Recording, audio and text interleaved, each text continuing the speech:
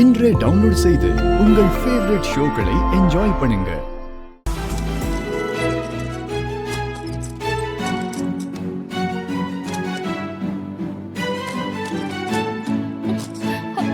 இது ஏன் கபோர்ட்? இனிமே இது நம்ம கபோர்ட் வர்ஷினி. இங்க பாரு தமிழ், நீ வேற யார் ரூம்லயாச்சும் போய் தங்கிக்கோ. ஏன் ஜனாமா ரூம்ல கூட போய் தங்கிக்கோ. ஏன் ரூம விட்டுரு. எனக்கு இந்த ரூம் தான் பிடிச்சிருக்கு. தல தல, நான் ஒன்னும் அவ்வளவு பேராசக்காரி இல்ல. இந்த கபோர்ட்ல பாதி எனக்கு பாதி உனக்கு, ஓகே? இல்ல அதெல்லாம் முடியாது. முடியாதுன்னா நான் அப்புறம் ஜனாமாவை கூப்பிடுவேன். ஐயோ,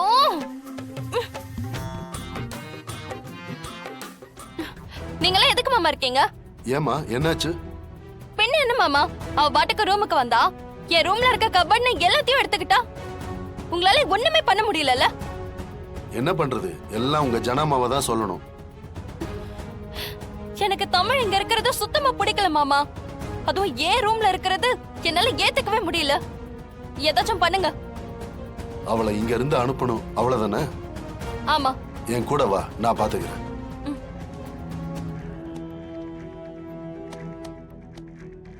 ஏய் ஏயா, அப்படிலாம் கூப்பிட கூடாது சார். கொஞ்சம் மரியாதையை கூப்பிடணும். வயசுல மூத்தவரா இருக்கீங்க. பதிலுக்கு நானும் ஏன்னு சொன்னா தப்பாயிடும்ல. அந்த அளவுக்கு திமிராயிடுச்சா உனக்கு? இங்க பாரு, நீ ரொம்ப ஆடிக்கிட்டு இருக்க. மரியாதையா வெளியே போயிடு, இல்லன்னா உன்ன அவ்வளவுதான். இல்லன்னா என்ன சார் பண்ணுவீங்க? கொலை பண்ணுவீங்களா?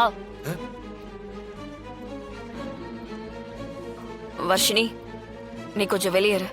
எதுக்கு? உங்க அங்கிள் கிட்ட நான் கொஞ்சம் பேச வேண்டியிருக்கு.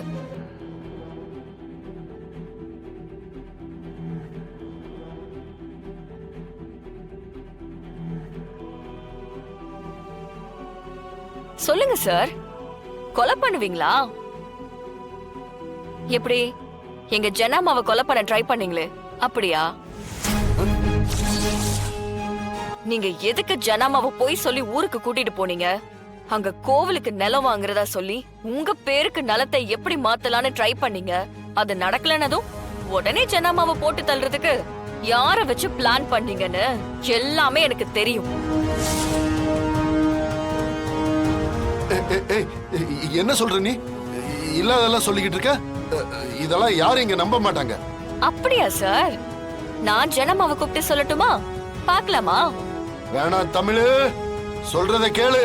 சி, சும்மா இருங்க.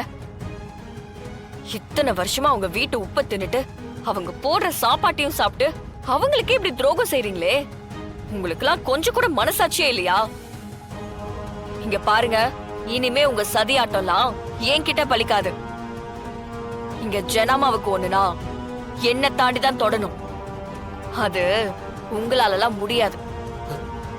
போங்க, போய் மனுஷனா திருந்தி வாழ பாருங்க.